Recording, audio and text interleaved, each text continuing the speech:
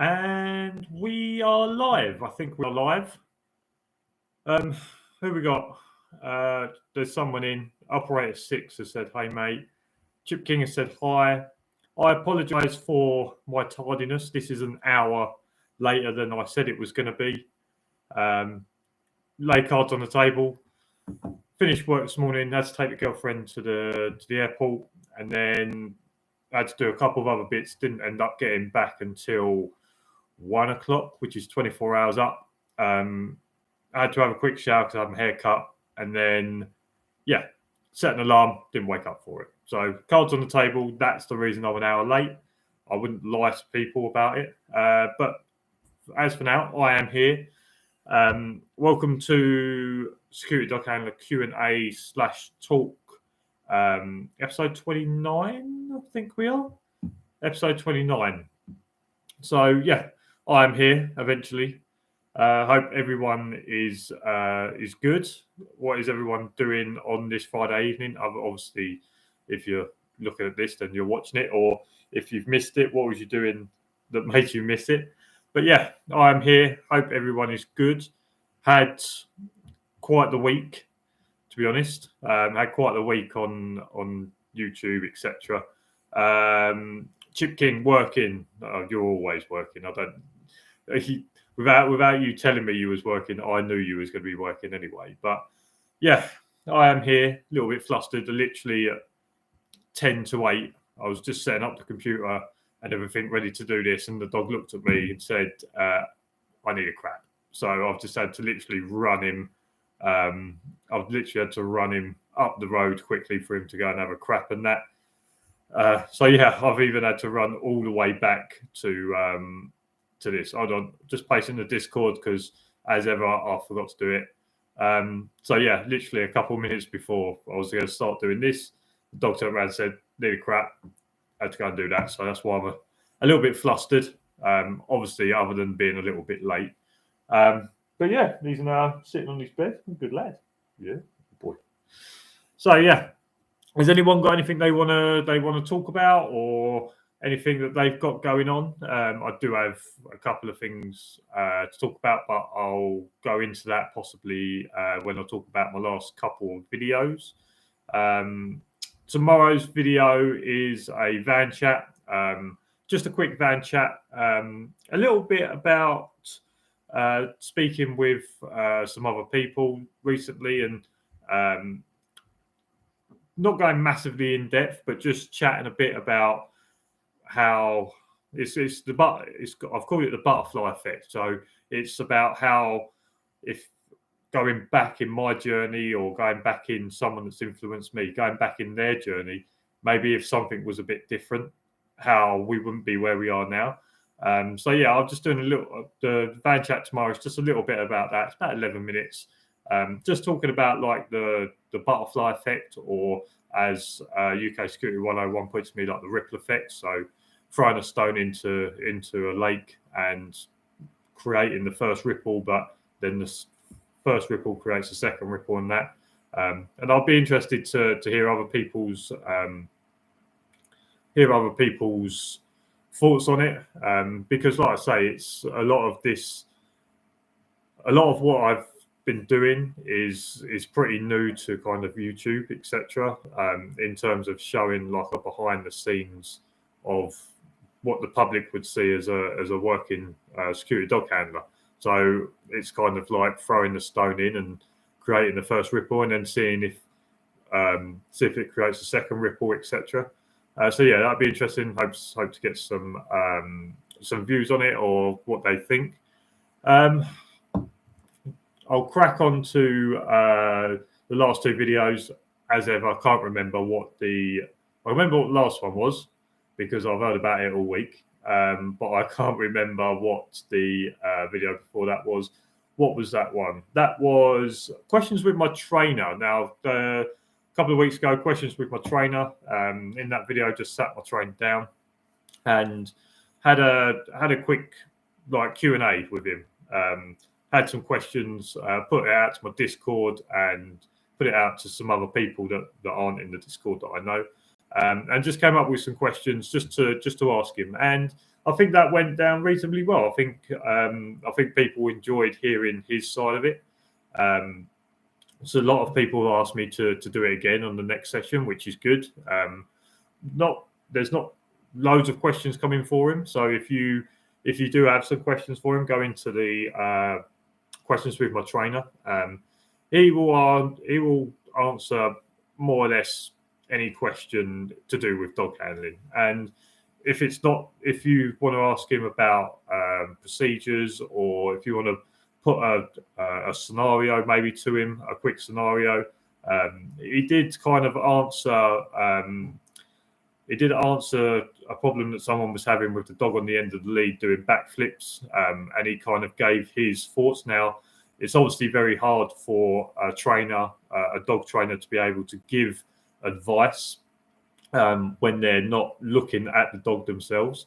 But he has a general idea of what could be causing that. Now, he said that the dog flipping on the end of the lead is the intensity of the bite. It's the dog is the dog hitting a 10 when it needs to be like an 8, and that can be a reason for it. So obviously, whoever asked that question, they can look at it and say, right, well, I need to make sure the dog's karma coming up to this point and not letting him get to that 10, because when he gets to that 10, he starts doing flips. So I need to make sure that he's only an 8 when before we go in for the bite, etc.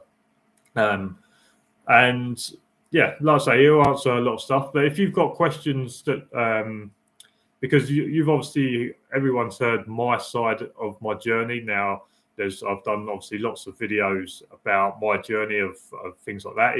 If you've got questions that you want to ask him in regards to my early stage, so if you want to get his opinion on Cooper's journey, like from where he started to where he is now, if you want to get his opinion on that, then you can ask me a question that you want me to ask him specifically. And yeah, so if you've got any questions, go into the questions with my trainer, just down below that, or in the chat here. I'll make a note of them. If you've got any questions for him, then next time I go training, which possibly will be next Friday, I'll do another Q&A with him, because I think some people got some good information about that. Operator 6, I've got a question for him. Mate, why do we train to do a person search when security are not legally allowed to search anyone? I assume that's going to be, that will be down the dog, walk up to the person, search the person, obviously. So down the dog, put the lead on the dog, walk away from the dog, do a search of a person, and then walk back to the dog. And the idea is that the dog will stay in the down position. The dog won't run and bite the person you're searching, etc., unless they become a threat and start attacking you. Then the dog can then intervene. You're not legally allowed to search. You can, like, as far as I'm aware, as a security guard, you can ask someone if you can search them, and they can say yes or no. If they say yes, then obviously as far as I get it, you can then search that person.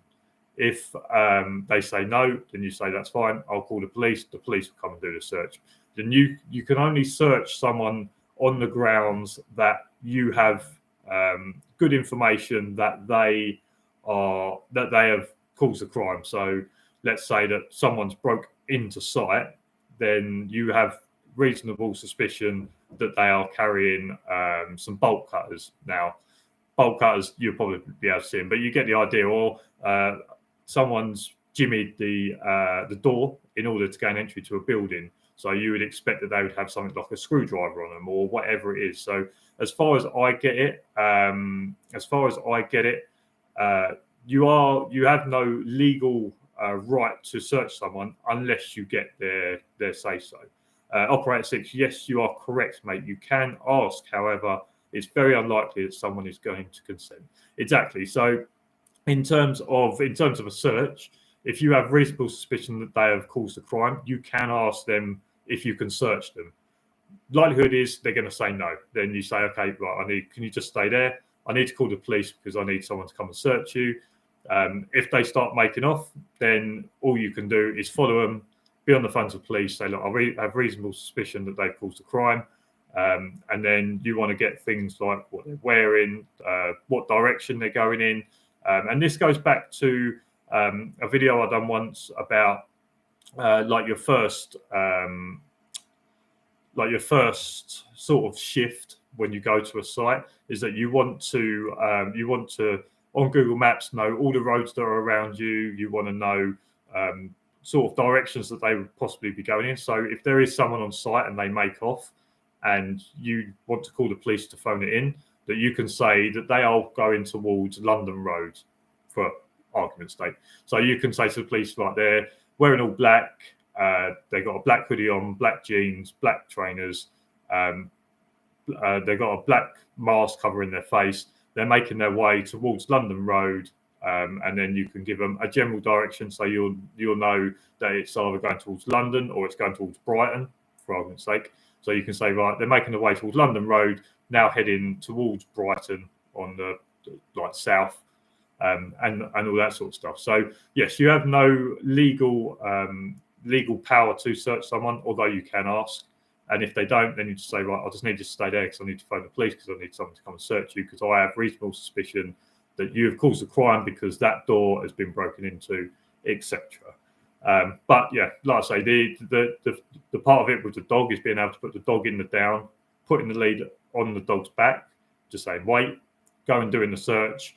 They're all clean. Walk back to the dog, pick the lead up and say, right, I can now escort you off site because I'm happy that you have not got anything on you that has caused a crime. Or even if you search them and you don't find anything, you can still phone the police and say, look, I have reasonable suspicion. I've done a search. He doesn't seem to have anything on him. But I believe that he has discarded that on site. So I need someone to come down from the police to speak with him. I'll do an article search with my dog of the area and see if the dog picks up on an item with some human scent. Therefore, we can then maybe put that piece of equipment to that person to why that door got jimmied open. Chip King, why don't trainers use covert sleeve? I can ask him for his personal reasons. There are obviously people that do it. There's maybe a reason that he hasn't done covert or he doesn't do covert, etc. We can get his opinion on it. Bill's Ali, can you give a shout out to Ashfaq and Harry, please? Hi, Ashfaq and Harry. Hopefully, I've got that first name right. ASHFAQ. Hopefully, I've got that right. Hi, guys. Thanks for watching, or thanks for being part of the community. Operator 6, you want to know your site geographically. I think that's what you're looking for. Exactly. And like I say, if you take a site as a square, for want of a better shape, so your site is square, you've obviously got four entry and exit points. If they want to climb over the fence, you've got four. So you might have London Road, Brighton Road, Southend Road, and where am I looking? West Reading Road. So you're standing in the middle of your site. You're right. That's London Road, that's Southend Road, that's Reading Road, that's Brighton. So when it comes to someone making off site, that you can phone the police and say, right, they've made their way towards Brighton Road. Once they got on Brighton Road, they started heading in a west direction towards Reading Road.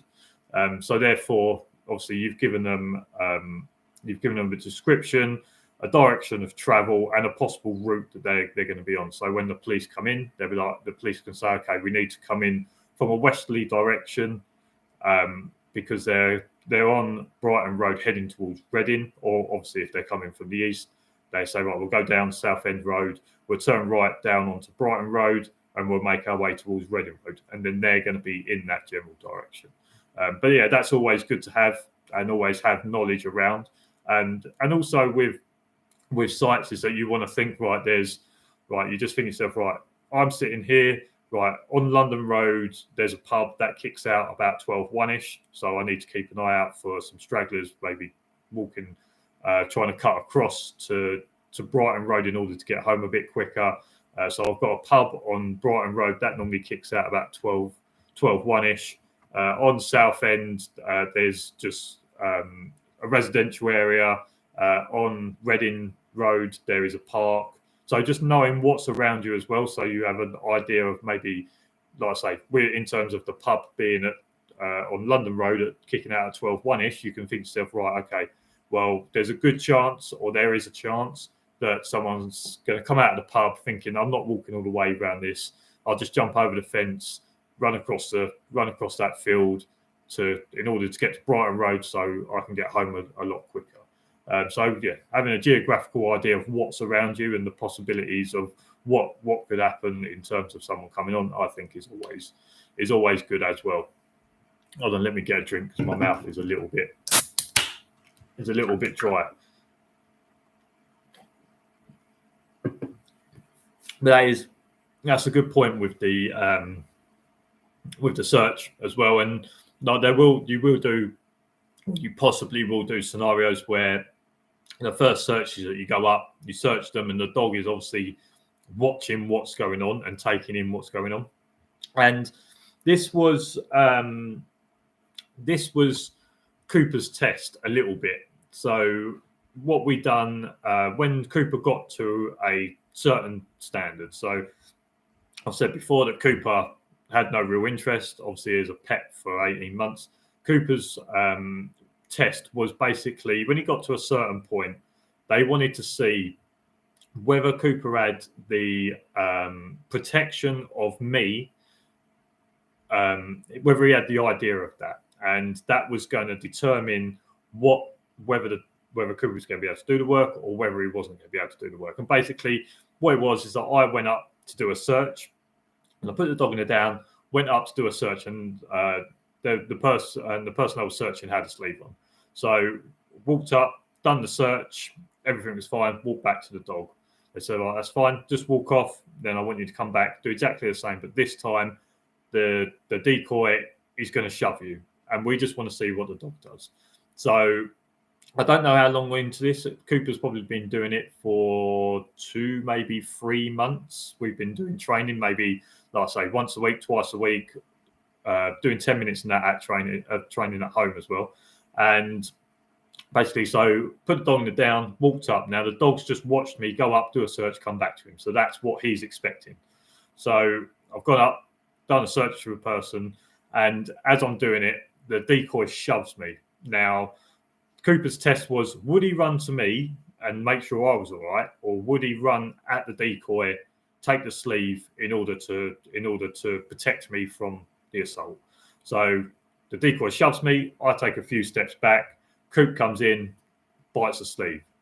That was, to my trainer, that was the point where he was like, right, the dog's got it. The dog understands that he doesn't need to come up to me and make sure I'm all right. The dog understands that I need to go and deal with that person that's assaulting my handler.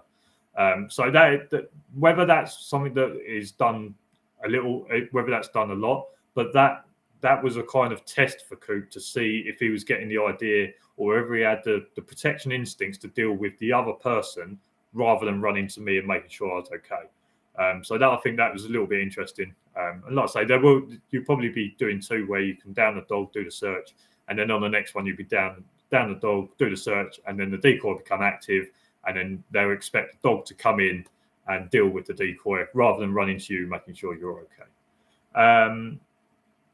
Talking about giving a description, this is Operator 6, talking about giving a description, mate, would you actually be a good video to see you chase someone with a dog who's giving and run,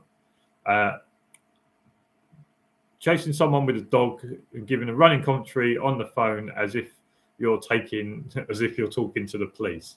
Now, you just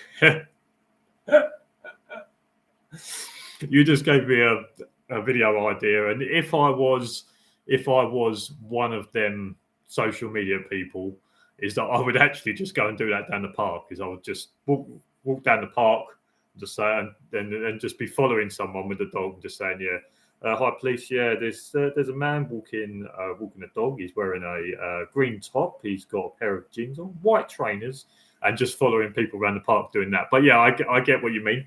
That would make a decent video. I would actually need to learn the roads around my place, because where I live, there's so many roundabouts and roads, and it's a nightmare. But yeah, that would make a good video of giving a description and doing whatever it is. That is something I can do. Maybe I won't do it with unknown members of the public, of just following them around. But I think if I was a different kind of social media person, that's something that I would do. But I don't think I should be doing that, especially around where I live as well. But yeah, we can do something like that.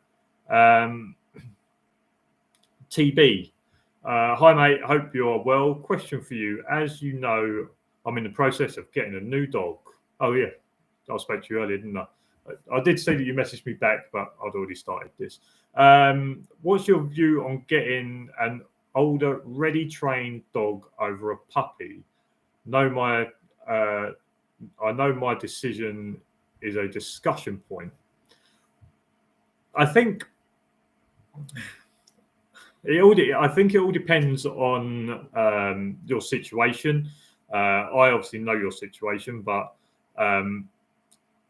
I think it all depends on your situation. Now, I personally, I would, if I was getting a new dog, I would want to get a puppy, and I would want to train it up myself.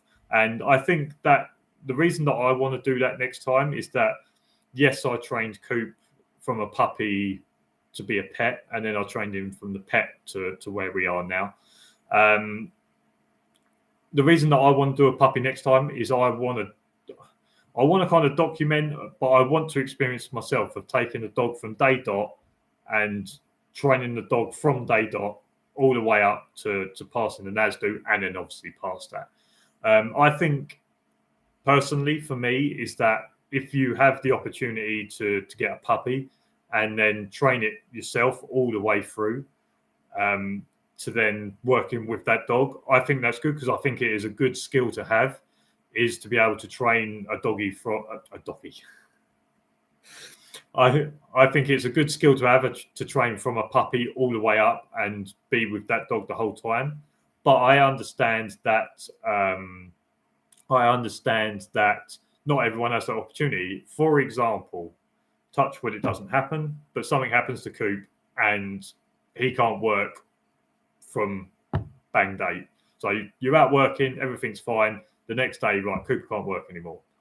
I then either have to get a puppy and spend a year training him and not working unless I go mobile, or I buy a ready trained dog or a NASDO passable dog, and I go to my trainer on Friday. He says, right, yeah, team certificate, bang, start working again. So I understand that it all depends on the situation. Personally, I think it's a great skill to have, to be able to get a dog, and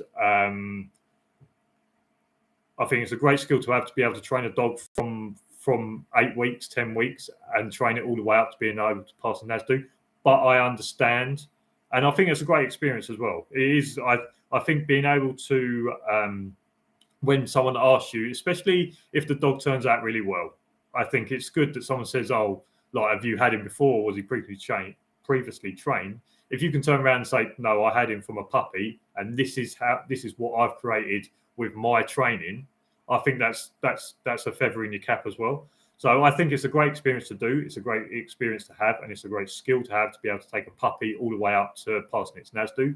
But I more than understand that if something happened to Coop and he can work the next day, from the next day forwards, I know that I would need to get a dog, because I need to be able to go back out, start working, cut 2 days from said experience. So yeah, I think it's great. I think it's a great skill to have, but I understand that if you need to start working straight away, then getting a ready trained dog is good. Obviously, I think the contentious issue with getting a ready trained dog is where you get that ready trained dog from. So do you get this ready trained dog from a handler that's decided he doesn't want to do the job anymore, and he's decided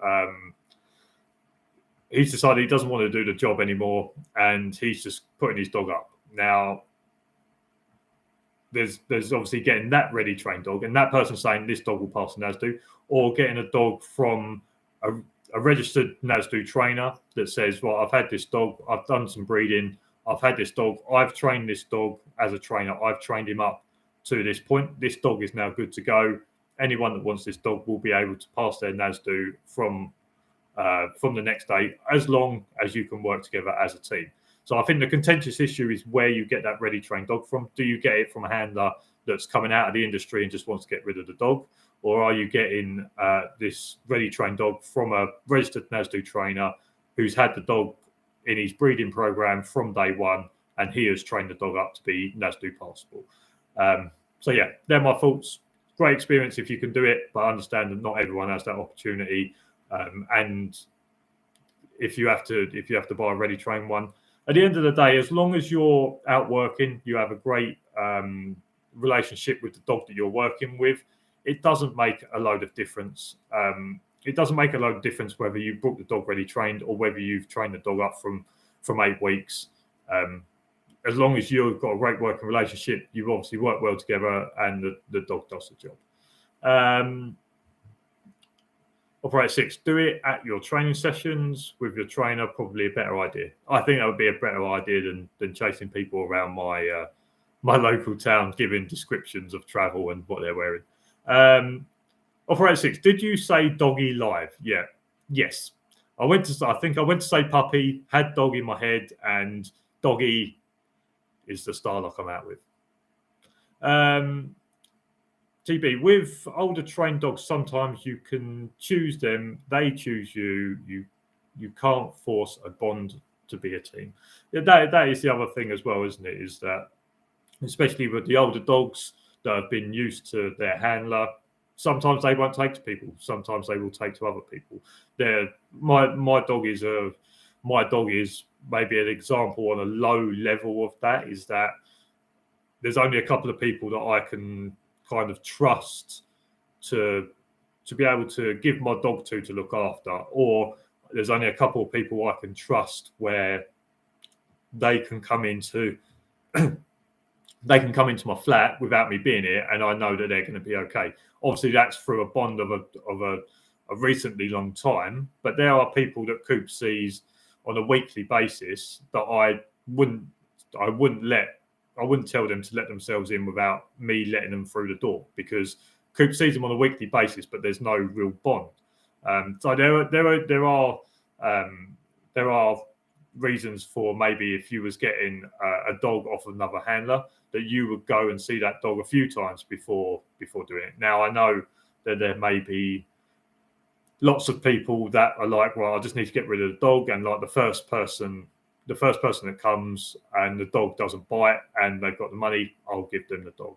But really, if it's all done properly, is that the handler should watch you and the dog a few times and watch you handling the dog, even if it's just taking the dog to the park. So you want to buy this dog off of someone who's coming out of the industry, and you say, right, I want to come up 3 times over a 2-week period. I want to come up 3 times. The actual handler that's selling the dog should say so long. I want you to come up 3 times, and the first time you're just going to do a bit of a meet and greet, see how everything goes. Maybe we'll go out for a quick walk. I just want to see you handling the dog. I just want to see how the dog gets on with you. I want to see you play with the dog, etc. And then maybe the second time you come and you go for a walk around the park, and they watch you handling the dog, see your relationship with the dog out in the real world. And then maybe on the third one, you go to a little busier. This all depends on the dog. I understand that, but maybe they take you to a little busier part of town where you can walk around a few people just to see you handling the dog around people, etc., and see how that goes on. I'm never going to live that down. So I think that's a good thing that people should be putting in place, is that if you get a dog off a registered NASDO trainer, I can more or less guarantee you don't walk up like it's a pet shop and say, right, I want that dog, and they say, yep, that's fine, that'll be £2,000. You say, right, here you go, there's £2,000. You put the dog in the back of the van and you walk off. And I more or less guarantee any registered trainer that has a dog in their breeding program will say, right, come down, let's see you with the dog. I want to see you work the dog, etc. And I want to see all that sort of stuff. So when it comes to buying a dog off someone that's coming out of the industry, it should be the same thing. But the handler that's selling the dog should be the one saying this, not just the person that's buying the dog. It should be, right, come down, I just want to see you play with the dog, I want to see how you interact with the dog, do a bit of a meet and greet. Second time, come down, right, we'll go to the park, just see you walk, just see how you handle the dog and see you walk him, etc. Maybe the third time is you go there and you go to a little bit of a busier place, dog dependent, if the dog can really do it. Go to somewhere a little bit busier, see you handling the dog around people and that. And like I say, that's where you can see the bond and see if the dog will take to the new handler, because there probably will be dogs that will just not take to a certain handler, or the handling style of a handler is not cohesive with that dog in particular. So I think it is important, and I think that a little bit like cars. If you're in the window for a new car, don't just go and buy the first one that you like, because maybe that's not going to be the best one for you. Like, don't be in a rush to get a dog. Make sure that you have a clear head when you go there and think, right, is this actually the right decision for me? Is this the right decision for the dog? Don't just go there and say, right, I just need to get a dog, so whatever one is available first, that's the one that I'm going to get. It shouldn't be like that. It should be a bit like a car, is that you go there, you handle a dog, a bit like a car. This one's got a bit of a rattle, not sure about this one. Right, I'll go and try another dog. Oh, this one, the steering on this one's not too great.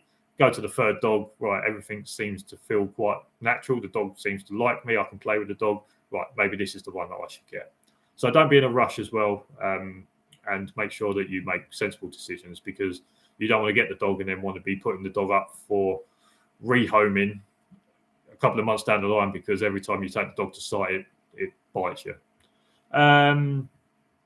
Chip King, I've been lucky with my ones. You've seen my dogs. I have seen your dogs. Yeah, your dogs are good. They all seem to get on. I've seen videos of them playing around with each other, and like I say, you've got some decent dogs. I'm interested. Has anyone got a preference on?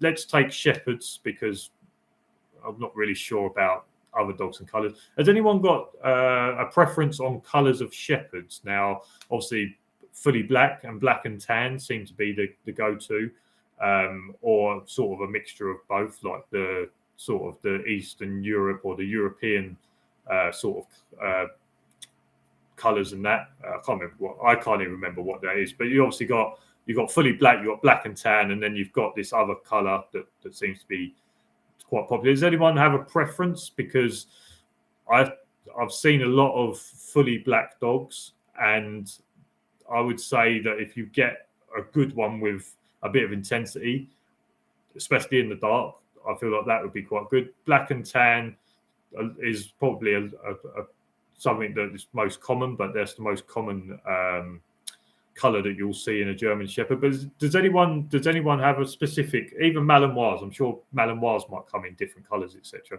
When you're going to get a dog, do you specifically say, right, I want a Shepherd, but I want it to be black, or I want a Shepherd, but I want it to be black and tan?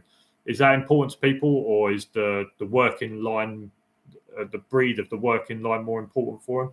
I'd be interested with that, because you've got Chip King, you've got black and tan, couple of blacks, and a lab. I think have you got four? Obviously, I've got black and tan, and that. So I'd be interested to see if colour of the dog is important for people, or whether it is the breeding working line, or etc. I'm never going to let you live that down. I assume that's for saying doggy on. Right. Yeah. Right. So, has anyone got any thoughts on that? TB, thank you for bringing that up. I think that is a good thing to talk about. Is that whether getting a puppy or getting a trained dog, what is the difference? What do you prefer, etc. But also, the dog having to choose you as well as you choosing the dog. Now, my next talking point, and it happened this week. It's not the first time it's happened. It won't be the last time it's happened. It's happened. And the first time it's happened won't be the last time it happens. And that is people commenting on Cooper's biting level, whatever you want to talk about it. So in the most recent video last weekend, a few comments about dog won't bite in real life, etc., whatever, not worried, not bothered, pissing into the wind. And I understand and I appreciate people backing me up and saying the dog will bite or saying what other people are thinking. What I can't get my head around, and this is something you can talk about Cooper's biting ability, you can talk about whatever you want to. It doesn't bother me. I just listen to the people that I want to listen to. I speak to the people I want to speak to.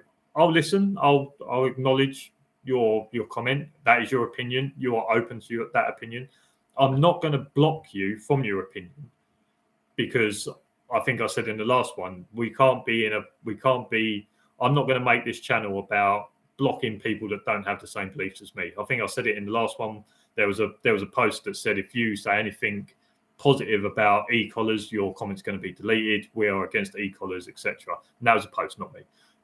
So I'm not going to block or I'm not going to cancel people for having an opinion about my dog or about anything because everyone is open to their opinion. What I will not, and I do apologise now if this becomes a bit sweary, because what I can't get my head around is that there will be other handlers willing to come down and test whether my dog will bite their bare arm, and openly saying that they will come down and they will test and they will see if my dog will bite in real life. That is not acceptable from any handler to any other handler. I would never put another handler in the position where their best outcome to save pride is to get someone else's dog to bite me in real life. That is not acceptable in terms of handler to handler. And if you believe that if you went to another handler and caused that dog to bite you in real life, if you believe that you would have a certification with NASDU the next day, I think you're very much wrong. I can't say whether that is actually true, but I cannot believe that if you as a handler purposely put yourself in a position where you made another handler's dog bite you in real life on a bare arm, I don't believe that you would have a job the next day. So in terms of you can have comments, you can say whatever you want about Cooper's ability, Cooper's protection work, or whatever it is. What you can't do is turn around and say, I'm willing to come down and take your dog on bare arm to prove a point that your dog will not bite in real life. Because all you're doing is you're putting me in a position where I now have to be thinking, if I ever see you in any space, in any context, I now have to have in the back of my mind, this person is possibly going to try and aggravate me. They're going to try and aggravate the dog to the point that he wants to prove that the dog won't bite him. That is unacceptable from any professional to any other professional. You would not see a policeman put another policeman in a position where they had to taser one of their own. Don't put another handler in a position where their best bet to save face or whatever it is. Let's say it's not me. Let's say it's not me that's got a sensible head on. If you turn around and said, right, I'll come down and we'll see if your dog bites in real life. If they turn around and say, yeah, come on, let's do it. If you walk down there and then the dog bites you in real life, then what are you going to say? So this is not a rant. This is not a rant because someone's had a go at my dog's biting ability. This is a rant because there are handlers out there that are willing, that are obviously, they must have lots of experience. They must be a trainer. I don't know. They must be a trainer. They must have loads of experience in order to tell me whether my dog would bite in real life. For that, someone with that experience to turn around to someone that's only been in the industry for 18 months or whatever it is, to turn around and say, well, I'll come down and we'll see if your dog bites in real life. That is not a position that you should be putting people into. And that's the thing that's really pissed me off about it. And if they want to turn around and say, well, no, I won't do it in real life with a bare arm, I'll come down and put a covert on. Well, guess what? Covert isn't real life. So I'm not interested in you come down in a covert. I'm not interested in you come down with a bare arm. I'm not even interested in meeting you or speaking to you, to be honest.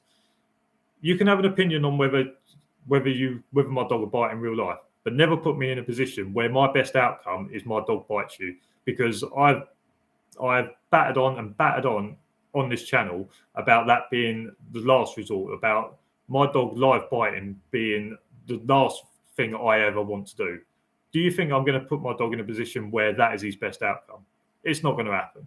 So, like I say, that was a bit of a situation that's happened this week. I've kind of stayed out of it. I just want to say my piece on it, because they're possibly going to be saying, well, I said I'll do it and you've backed out, etc. I don't care. I really do not care.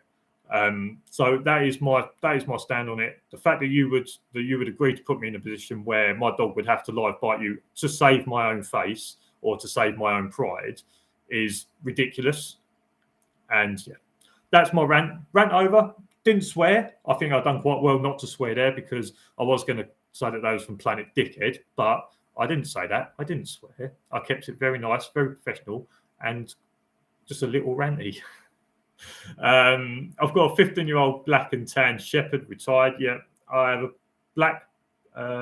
a black Belgian black female shepherd and a 17-month-old son and greedy little Labrador.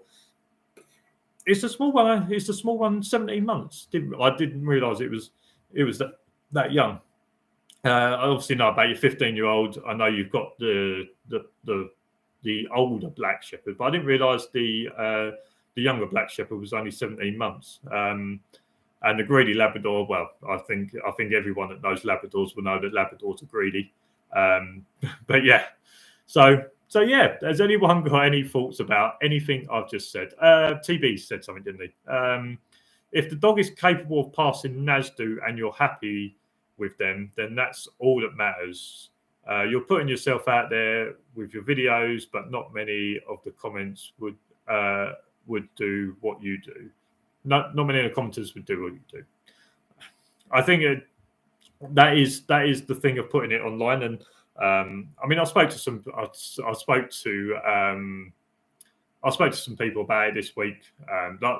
I speak to on a weekly occurrence. It wasn't the fact I rang them specifically to talk to this. I talked to them on a weekly occurrence, and we kind of said about that. And I did say, like, this is a problem with obviously putting yourself online and putting your stuff out there. That there are going to be people that criticise you no matter what you do. Like, someone could walk onto my site tomorrow.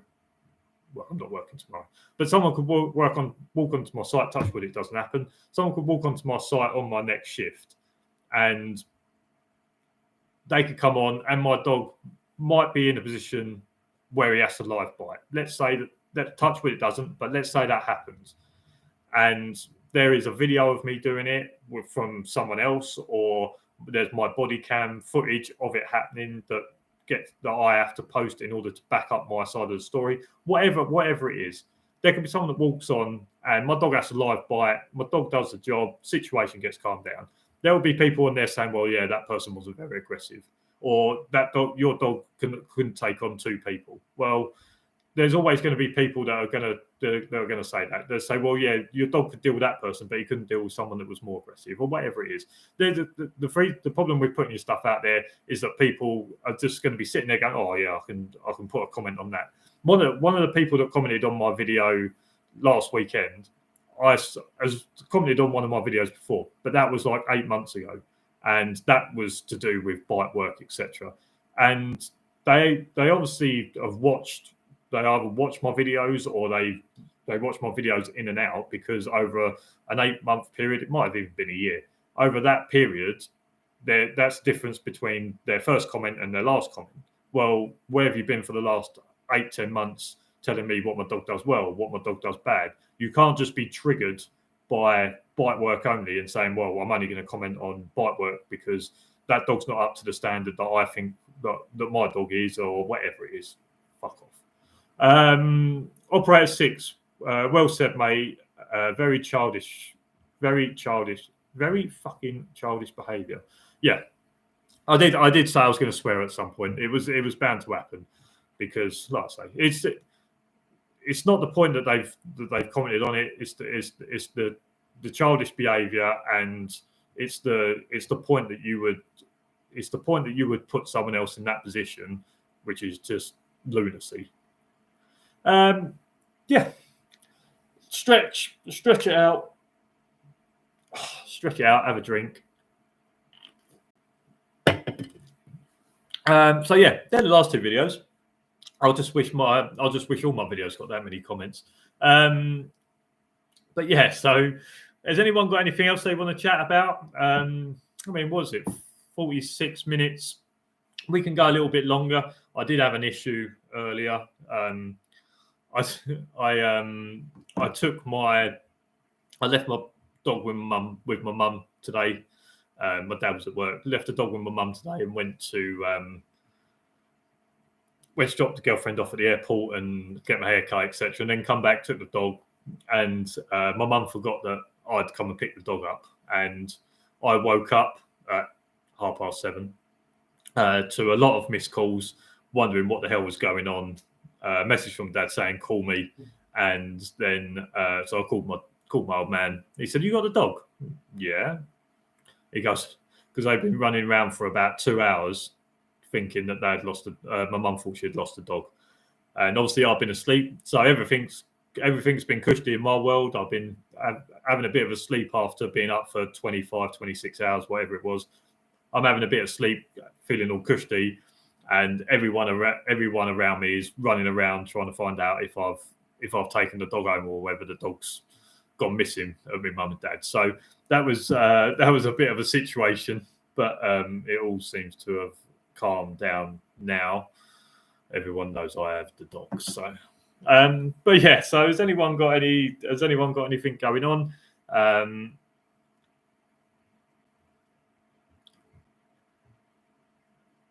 TB, he's gone to do a live bite. That might be something that I said. I don't know whether that's a reference to anything. What else have I got coming up? Like I say, I think I'm going to be going training next Friday, hopefully, as long as everything falls into plan. I've actually got quite a cushy little weekend this weekend, because I've taken Sunday night off. The girlfriend's gone to Italy, or the fiance's gone to Italy for a little 5-day break with her mate.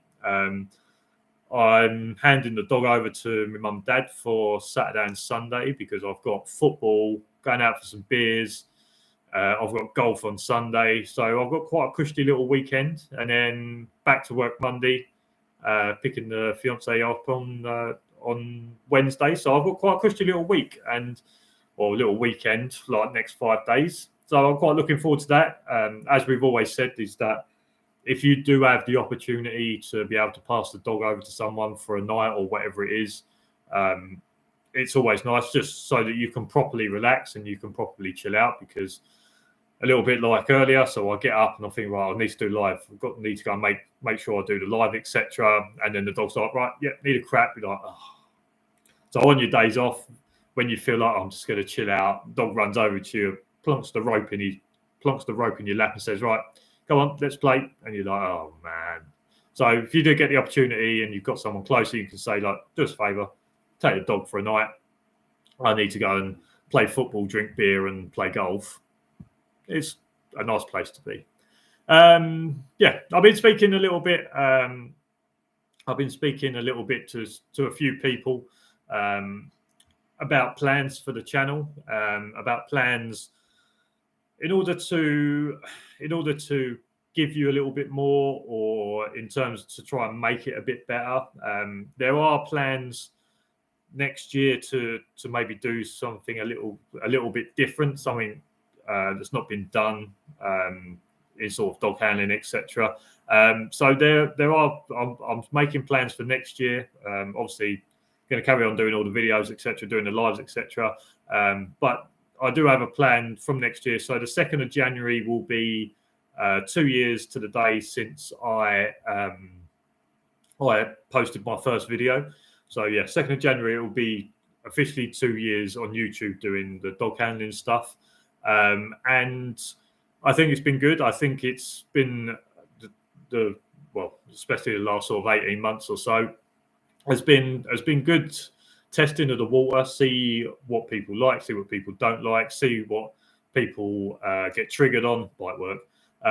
To also obviously try and build a community and try and build like a personal relationship with myself and other people, because I don't want to be one of them people that's not approachable. I want to be one of them people that people see I can just comment on his videos, or I can just message him on Instagram, or I can be part of the Discord. Anyway, Discord links in the link down in the description if you want to join the Discord. I want to be seen as one of them people that's approachable, etc. But also, like, I want to have friends, or I want to have contacts in the industry.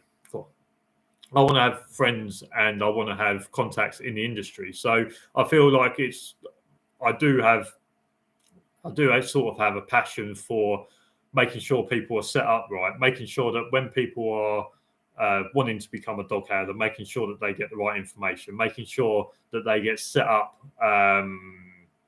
making sure they get set up properly, making sure they're prepared for sort of stuff. I do have a passion for that, but also I have a passion for building a bit of a community. Now, obviously, in the past, you will have each trainer will have their group of handlers that they have their own community. But I think this, don't quote me on it, I could be completely wrong, but I think this is one of the first few times that there's been handlers from Scotland, the north of England, the Midlands, the south, the southwest, all being part of sort of the same thing. I'm sure there is something similar, but in terms of like the YouTube and the dog handling thing, it's the first time that handlers from all around the country can all feel part of it, especially with Discord and that. Like, there's people all over the place in the Discord, and like we all get on, etc. And it's nice to have a chat and things like that. So, like I say, in terms of the video, I've thrown the stone into the lake. The video this Saturday, I've thrown the stone into the lake, created the first ripple, and obviously the second ripple has been like the continuation of the YouTube channel. Now the third ripple starting next year, I want it to be a bit better. I want to offer something a little bit different, and things like that. So I've been speaking to people about moving the channel forwards and doing something different, and trying to not act more professional, because I'm still always going to be me. No matter what really happens, I'm always still going to be me. But maybe a little bit more professional sort of stuff, or like a professional kind of outlook for certain types of videos. In terms of like training or site, I'm not going to have a production team come down to video and make a feature length movie about it. But in terms of maybe moving on to sort of review stuff, etc., and having a little bit more of a professional outlook on that kind of stuff, to try and, like I say, move the channel forwards, maybe get noticed a little bit more with certain other stuff. Yeah, and I think it's time. I think once you've been doing it for a couple of years and you've tested the water and you've built a little bit of a community, I feel it's time that you try and take a step into something else, because a little bit like when I started this, you don't know what's possible until you give it a go. And this is all what this YouTube channel has been about. It's all about giving something a go. And then it's obviously turned into helping some people out and making sure people get the information that they want. Being able to build something like these lives where you can all sit down and have a chat on a bi-weekly basis, and things like that. So yeah, like I say, I've spoken to people. There are plans for next year. Quite excited about it. It's going to take a bit of setting up and take a bit of sorting out and that, but I think there will be some benefits for people if they want it as from next year. So yeah, that's all I've got to say. We'll be at 55 minutes. I will give you 50 seconds for any last questions. Operator 6, boys weekend, yes man. I didn't really click it. Yeah, that was it. What we got? Just under 40 seconds. Any last questions from anyone? And then I am going to put the TV on. I'm going to chill out because I haven't done that in a while. So I'm actually going to chill out, watch a bit of TV. What is the time? It's nearly 9 o'clock. I need to eat. I need to do washing because my football kit's not ready for tomorrow yet. 10 seconds. So yeah, I hope you've all enjoyed. It doesn't look like anyone's get a question in. I hope you've all enjoyed this live. I apologise; it got a bit ranty in the middle, but it does have to be said. Right? You can't just accept people wanting to put you in positions and just turning a blind eye to it. Someone has to stand up and say you can't do that, and whether you do that. Whether I say you can't do that to me or whether I say you can't do that to anyone is immaterial. The point is that you can't put people in that position. So yeah, I hope you enjoyed this live. I think it's been good. TB, good to see you back in the lives. I know it's been a while. And like I say, I'll give you a message in a minute on the Discord. Link in the description for the Discord if you want to be part of it. Like, subscribe, do whatever you want. I don't care. Put a comment down if you want there. And I will see you again in a couple of weeks. Just watching, guys. Enjoy your weekend. See you later. Bye. Boop, boop.